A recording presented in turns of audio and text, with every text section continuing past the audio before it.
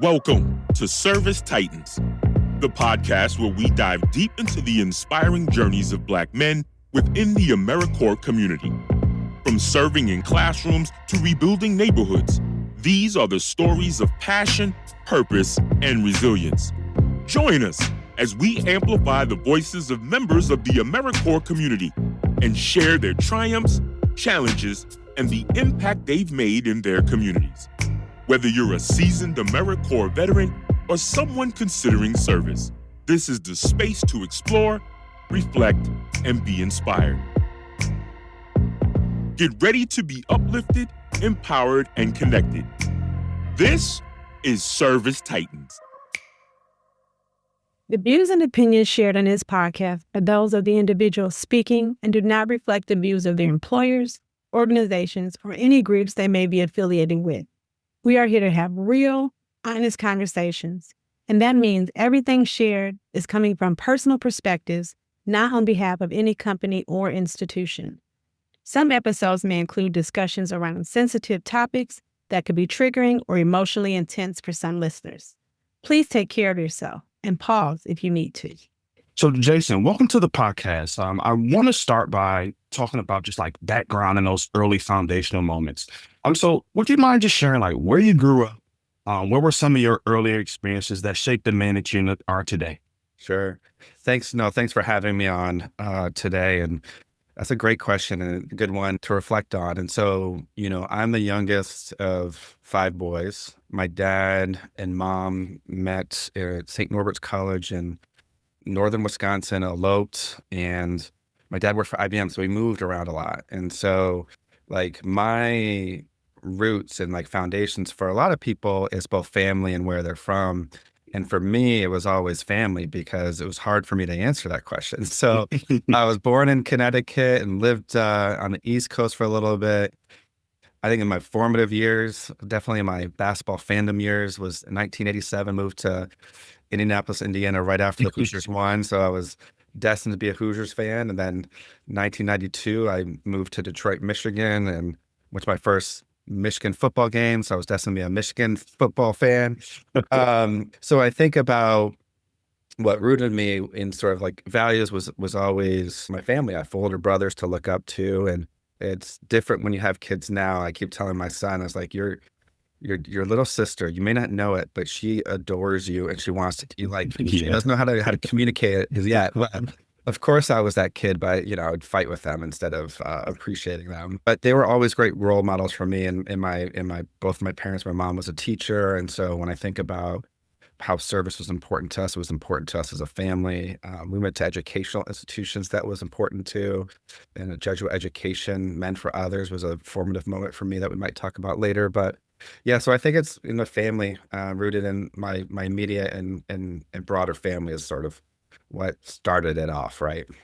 And you talked a little bit about that foundation around service, and you spoke a little bit about like the role that your mom and family played in that. When you sort of take a little bit of a reflection and look back, were there any particular moments per se that just like you can say influenced you as a leader, influenced this passion for service? Are there any particular moments that you can kind of point your finger to?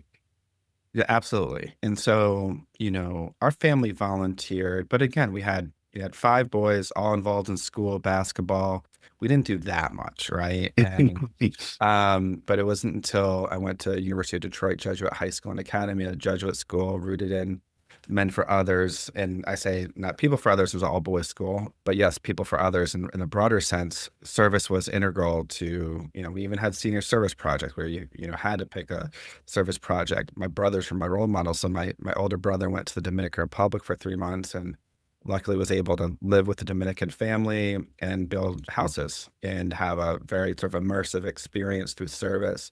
And it was, obviously in Jesuit tradition, there was a religious aspect for your own self-reflection and growing your faith. And so I went and did that. And I think that was important to me because it rooted myself. And I think of the foundational things that are important in humanity in terms of connection and communication, right? Being in a place where it was hard for me to communicate, but seeing people I don't even know like demonstrate grace and care, right? And it's something that I like learned. I was 16 at the time and want to emulate that, right? And especially in circumstances where someone feels alone or they don't belong, right? Because that's how I felt, right? I remember I was on the plane ride down looking at a dictionary about, Spanish to English dictionary, and I was really nervous about that, but no one made me feel any sort of way. So especially around language now, it's like I don't care how long you've been here or not been here. If English is a second language, I'm gonna have a great deal of compassion and grace, right? I'm not going to be the one that says, just talk louder, right? Like, it's just like, or make fun of someone's pronunciation. Because once you have that firsthand experience and get that grace demonstrated to you, if you don't take that on with you, then what are you doing, right? And so that was a really important experience for me that I think kind of kicked it off in terms of a lifetime journey on service.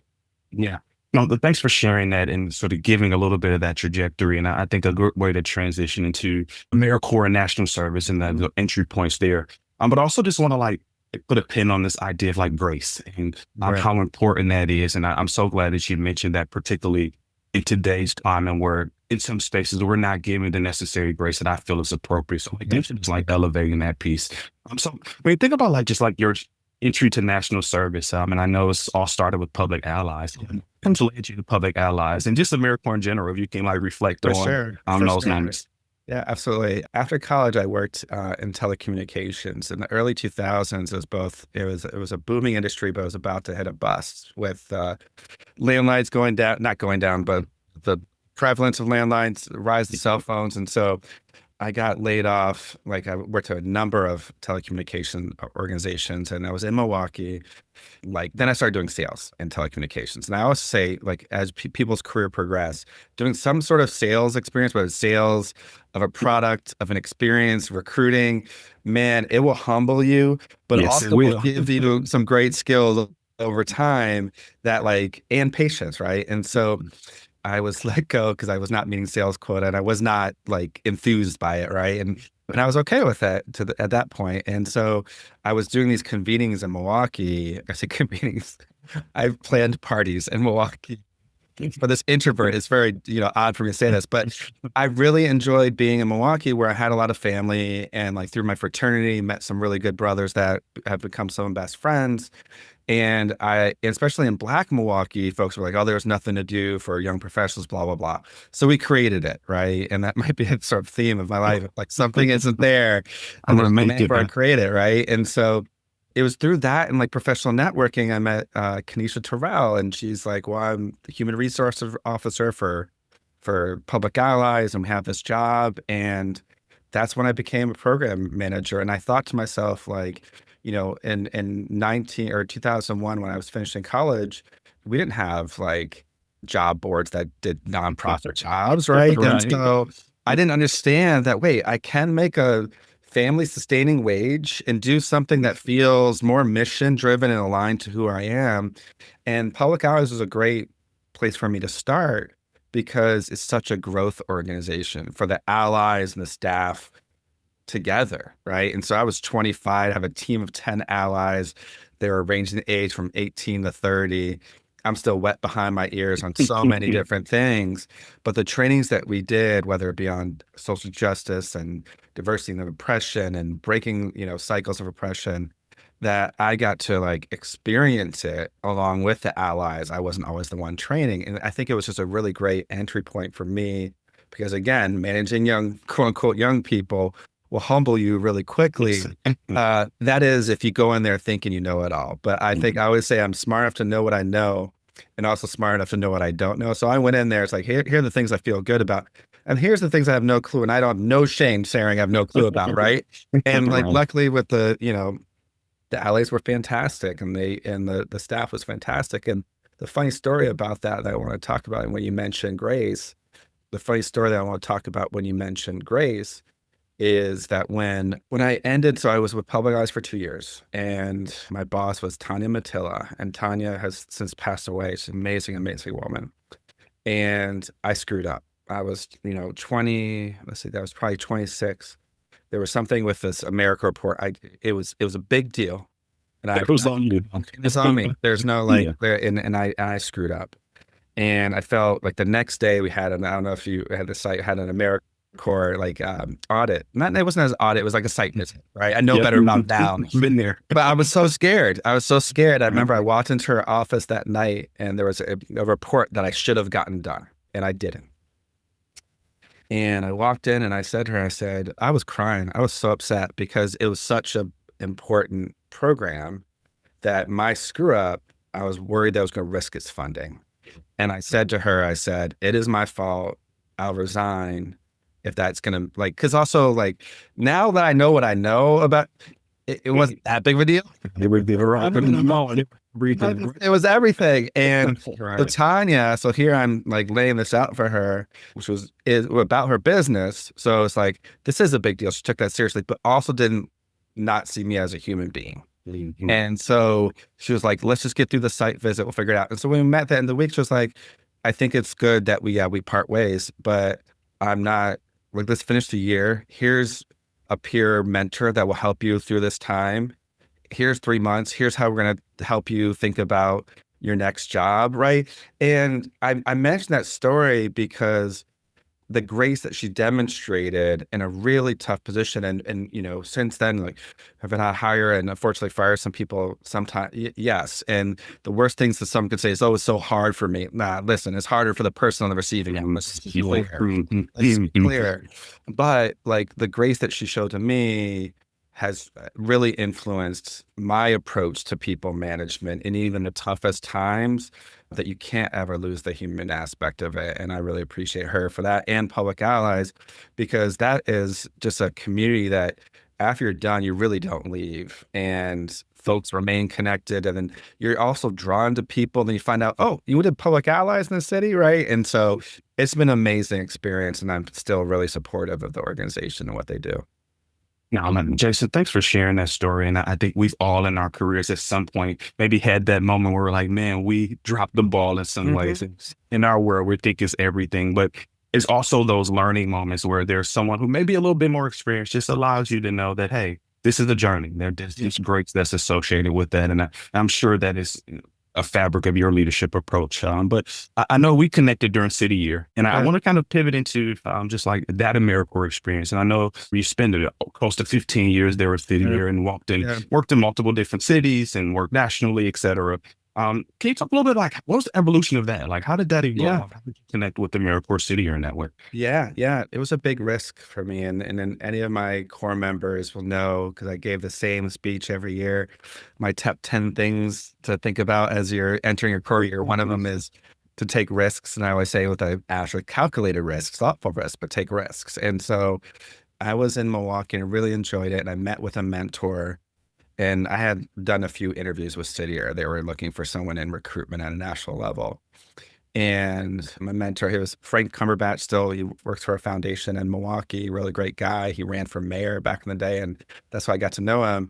And he said, go away, get things that you can't get in Milwaukee, and then you come back and you bring it, right? And so that felt like it gave me permission for the city I was really enjoying and loving, and feel rooted to and have roots in, to leave. And so, after my 25th interview for manager position at headquarters, we know, I didn't think about it now. It's I had no business interviewing with Steph Wu and Charlie Rose, the VPs, the OGs. And I remember Charlie Rose pulled me in his office. He was like, oh, you play ball? He's like, you think if I take you, he's like, I would take you to the gym right now. Would you beat me 1-on-1? You get the job. I did that with Charlie. I started, everyone's got the class. This is the first time. And I kind of got up a little bit. It's like, all right, let's go. He's like, okay, I like the confidence. But so I had moved out to Boston on a whim. And, and I was moving from Milwaukee. I lived with 4 Berkeley, music students, had a 1 room and 3-floor apartment in Jamaica Plain. And the thing that drew me, and my first day was Summer Academy, right? My first day was Summer Academy 2005, which is the ultimate demonstration of every cultural piece. And me coming from Public Allies definitely has a culture, but it's a culture definitely rooted in individuality and expression. Not in that. a city where it's like uniform and discipline. Now, obviously, it's more than that. But I remember this is how I met Jason Waite, and Jason, I was in his wedding. I was his best man. Boots were a big thing, right? Like if you didn't have boots, like what were you doing? What are you doing out of the boots? And so I was so self-conscious. No, I didn't have shirts. I definitely didn't have boots. And this man went into his bag and pulled out 10 shirts and gave it to me. Now, mind you, now knowing what I know now, I got 50 shirts sitting in my closet. Anyone wants them, come get them. But it was a great gesture. And it set me off on this journey of both like what community building can look like in a professional environment, right? And when you get a lot of passionate people that care about things that are in common, have shared values, of course, like really meaningful friendships, both professional friendships and marriages come out of it, right? And I think at that time in my life, it was helpful for me to be in such a professional organization that took their work really seriously. And I learned so many skills that, I mean, you see folks come into city or that have been outside like, whoa. And we take it for granted until you go out, right? And go to other organizations. And, it still is a special place, but to be able to make great lifelong friends, to do work that felt important, to take risks, like saying that I wanted to be the ED of Milwaukee when I was like the national recruitment director, and Milwaukee wasn't even a blip on the radar, right? And so that's sort of how I sort of started and got to Cityr. Thanks for sharing that. And also it made me reflect a little bit because it is a unique culture there at Cityr. And if you're someone on the outside looking in, you'll definitely say, wow, this is a great culture, but also it's in your face. It is. Jason, in having these conversations, and even personally, I recognize the more and more you grow in your career, the more intentional you have to be about staying grounded in the mission. As you took on more responsibilities and grew in your career, how do you maintain that connection to the mission, those AmeriCorps members, per se, who are on the ground doing the work day to day? Yeah. No, that's a great question. It's a challenge that so many leaders have to tackle it's also unanticipated, right? And so I think when I think about that, the first few days at Cityr, I said, well, I'm gonna center myself in this culture and really understand the why behind it. Like I'm gonna get into PT. I'm gonna wear the uniform more often than I on a regular basis than a general headquarters member, because I just really want to immerse myself in it, and it roots you in it. But the challenge is you mentioned, so like, when you're a deputy director of program and service in DC, I'm around the Corps all the time, right? And sometimes too much and things that you don't have to deal with. But that's where you're there, is for like the execution of the service and care for the Corps. And, when I became an ED, that shifted. And I needed, in terms of like rooting myself in the mission, I would find the times that I spent too much time with adults. Now, Corps members are adults, let's be clear. But I know what you're saying. At least my time with Corps members, I'd get a little like disconnected, sometimes irritable, a little grumpy, right? And then you have to like recenter, like, okay, why are we doing this? Like the work is challenging, and why are we doing, okay, I'm gonna do a school visit next week. I'm gonna hang out, I'm gonna bring lunch to a Corps member. I'm gonna, hang out on a Friday training, make sure I'm more visible, because that reconnected me with the mission. And that's something that you have to be self-aware of, because no one's gonna tell you that. Like they'll see you disconnected. The only person that knows why you're disconnected is you, right? Yeah. And now I appreciate that question. Even now in the work that I do, is our service that we do is for minority business enterprises that are developing their businesses, growing their businesses, putting revenue into traditional communities that are generally marginalized. I'm like, well, I need to reconnect with those businesses. As I'm raising money, doing all those things, what can I do to I'll go patronize a business, right? So that's how I figure out it's not just the mind space I'm in, it's the physical space. Like, am I spending much time in a way that's connected to the mission? And I think just that intentionality around staying connected, and also being in tune to yourself and knowing what you need to fill your cup in some ways, definitely makes a lot of sense. Jason, I think it's not a secret, like in this AmeriCorps space, but just in nonprofit spaces in general, there could be more growth when we talk about Black men being in this space and we talk about the diversity of this space. What I'm also learning too is that those men who are in this nonprofit space or just a nonprofit space in general, at times kind of struggle with this term imposter syndrome, particularly as you're a leader. That can be something that emerges in some ways. I know I've dealt with it in some ways. I want to kind of talk about that a little bit, if that's okay. As a Black man and one who's in the high level of leadership, do you struggle with imposter syndrome? Do you wrestle with it a little bit? And if there's individuals listening to this who do, what advice would you give to them? Let me focus on that first one. And you might have to remind me of the advice question. That's a tough one. You know, what's interesting is like, I saw that question and thank you for prepping me. And I'll tell you my initial response, and then I'll formulate my final response. I'm still thinking about this one.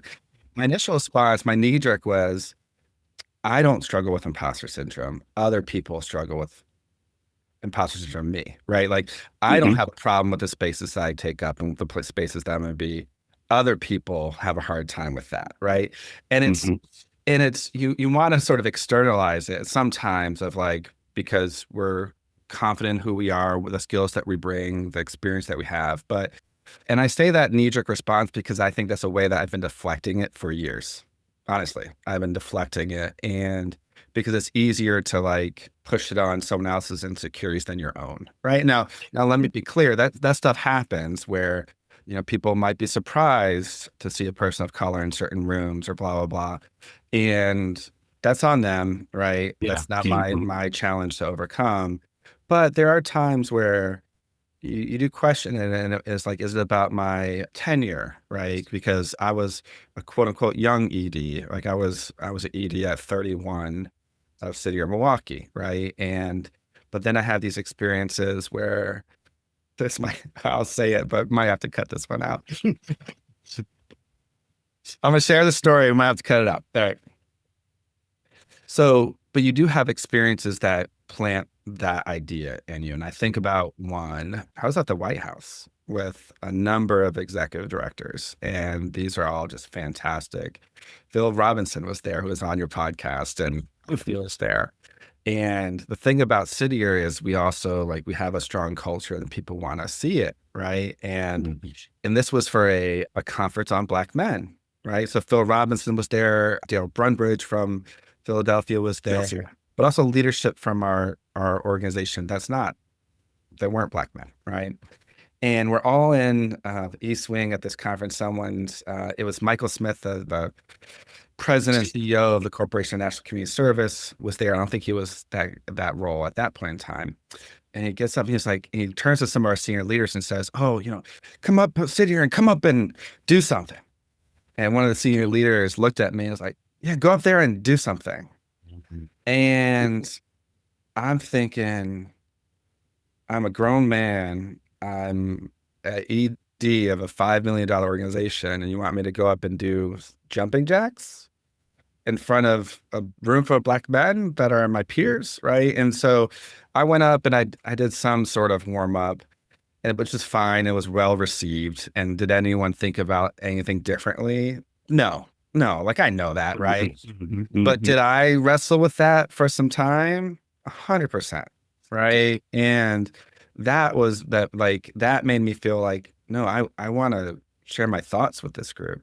I want to speak to this group. I want to speak with this group. I want to be in community with this group. And I hadn't felt so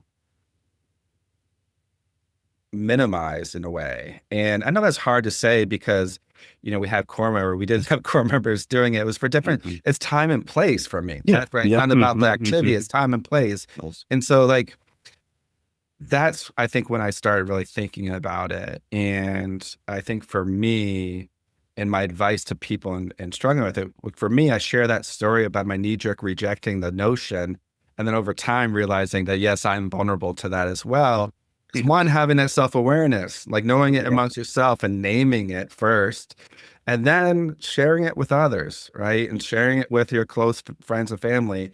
So they can do a couple things. They can reassure you when you need reassurance. They can check you when you need checking. And like, no, you're right. You need to brush up on that, Jason. Like fair, right? Yeah. The people who care and give a crap about you in a real meaningful way, that's who you share that with, because they're there to help build you and support you. And you can't get that support until you admit, like, yeah, this bothers me, and I wrestle with it. I think it's those moments that in some ways we may all have in our lives, but also in our career. And I think what really arises to me is like that moment of being just like self-aware, taking some time to reflect. After that moment, I'm sure there's some self-reflection that kind of went there. It also was dope when you gotta have those people in your circle that can just like reassure you in those moments where you kind of going through that evolution. So just like thanks for sharing. I thought that was a cool story. I like that story. We talked a little bit about legacy, the power of the alumni network, and I think you kind of alluded to it around public allies. Like once you're a part of that alumni network and that community, that you're always like tapped in. It's like actually a little bit about just like the responsibility that comes with being a part of this AmeriCorps community as alum. So do you believe it comes with this idea of holding institutions accountable in some way? So I know as alum, we're passionate about the work. We're passionate about the organizations that we serve with. But sometimes there's a need to hold organizations accountable. Like, what are your thoughts about the responsibilities that we play as AmeriCorps alumni to continue to both keep our organization accountable, but also to be a part of those organizations that we serve with or work with in some capacity?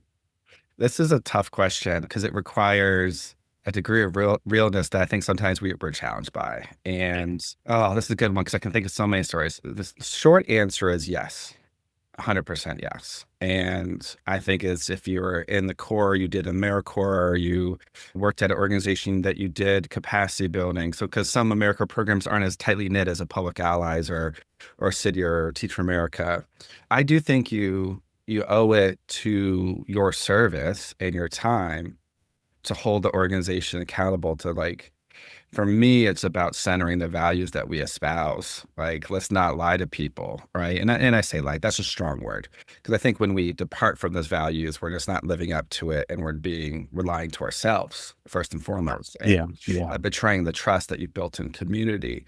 I think about, with Public Allies, well, a few years ago at a national level, there was some strong opinions around Public Allies, around from alumni around the direction of the organization, and a strong opinion about the lack of care for what Public Allies alumni that have really worked and built on, that core values organization. And there was a movement, the thing is, like, don't get a bunch of organizers mad because they're organized. And man, it was a beautiful thing to witness. Honestly, it was a beautiful thing in terms of how their care and love for the organization came out in signal chats and organizing, and also the way they organized was espousing the values of what they were trained to do, right? And it's like, it was magic.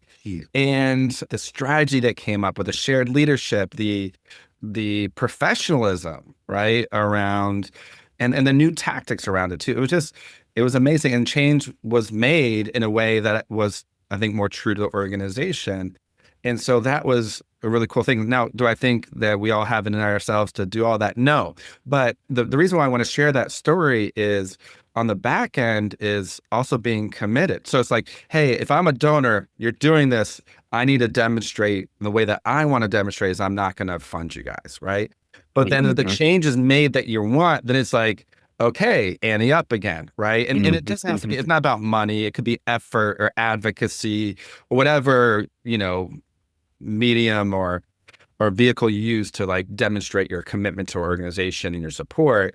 But after, folks are held accountable and they do the right thing, then we need to, like, continue to encourage that behavior. And in spots we do it though. Yeah.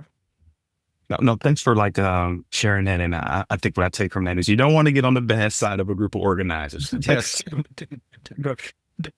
Organized. Yeah. Jason, I'm kind of reflecting on this, like, my time within AmeriCorps, and it's crazy to think I'm getting close to 20 years, like, being around AmeriCorps. And it makes me just think about this term legacy. And I know that's tossed around a little bit, but when you think about, like, your leadership legacy, what do you think? Like, or do you take moments to think about that? Like, what do you hope your legacy is beyond AmeriCorps? And I think about that, probably not in that similar way. Do I think about And I think after having kids, that shifts, right? Right. In a bit. I do think about things that I've spent time on that I want it to do well. I want City of Milwaukee to be great and continue to be great, right? I care about that.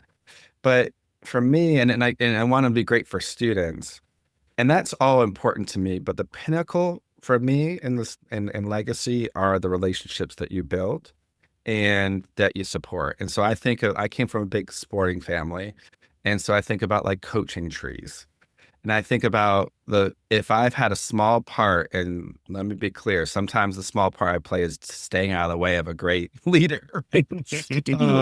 But I think about people like Niels, who's doing great work in Lift Up in DC. And I think about Mike Stevens. I think about Una Bless Coons out of Indianapolis, who was a core member in my first year and part of my first core in DC. I think about core members that have stayed in touch and done great things in Milwaukee. Like that's it right there. Like, and then it's not even professional stuff to see them, you know, get married, have kids, whatever their relationship goal. And it's not about relationship goals. Like as they grow their life in whatever fashion that means for them, like that is just amazing to see. And I'm glad that like, as evil as social media is, that I do have a vehicle to kind of see that and stay connected with. So yeah, that's what I think about legacy is the people I've been able to work with and learn from and struggle with, right? And keeping those connections. That's it for me.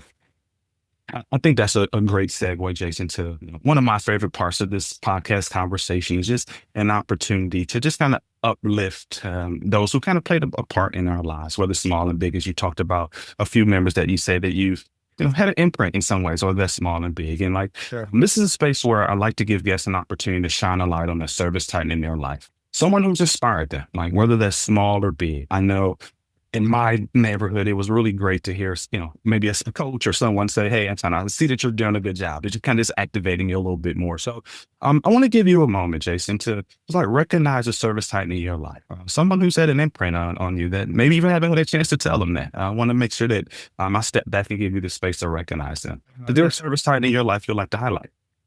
Oh, that's a great question. And you did prep me, but I probably avoided this on purpose because it's such a it's a very intimate question too, right? I think about my aunt Mary Ellen, who's since passed, and she was my godmother.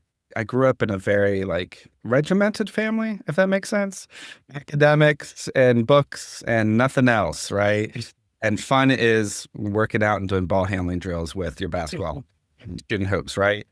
And so my aunt Mary Ellen, though, she was the life of the party. Like she was the one that would organize things. It would encourage me to come to Milwaukee and go visit Summerfest and got me out of my shell. And if I honestly, of all this kind of work, I am a natural introvert. And so I need to like recharge. But if I didn't like have her in my life, I don't think I would have developed that skill growing up. And she was also a teacher. And so that was important. And then honestly, my mom was a teacher all her life and, also was a stay-at-home mom with 5 kids as well. And she was always the one that would encourage me and like, I think helped me have the foundational values of care for other people, right? And being what Sidier says, a big citizen, right? And that probably definitely it came from my mom. So I'll have to make sure she listens to this. Oh man, thanks. I appreciate that, and it's interesting as you grow on your life journey, you start to think about what are those things that people maybe did intentionally or unintentionally just kind of help you be the man that you are. So no, thanks for sharing that. And Jason, before we conclude our conversation, I definitely want to make sure there's an opportunity for you to highlight things that you're working on, whether that's your social media handle, any projects that you're currently working on, or things you just think people may be interested in. So I just want to kind of step back and give you a space to highlight things you think our listeners maybe want to tap into. Absolutely. The one I want to share is from our shared colleague Sonali.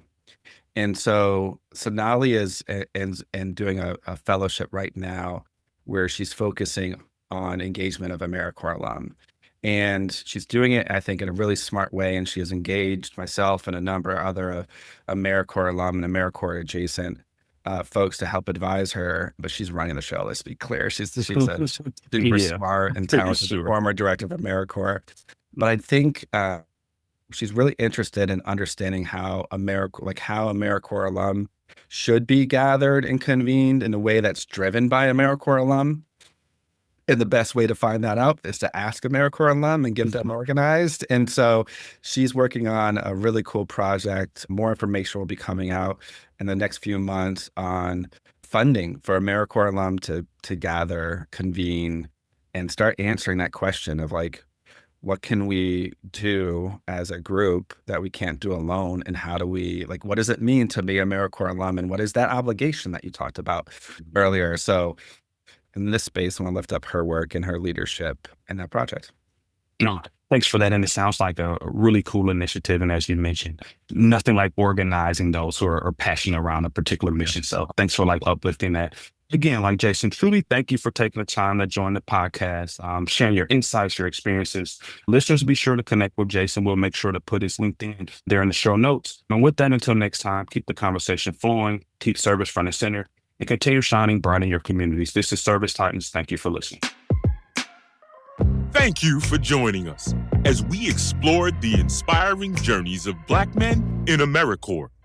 Keep the conversation going by connecting with us on social media. Until next time, stay committed, stay courageous, and keep striving to make a difference. This is Service Titans, where every story told is a testament to the power of service. Thank you for listening.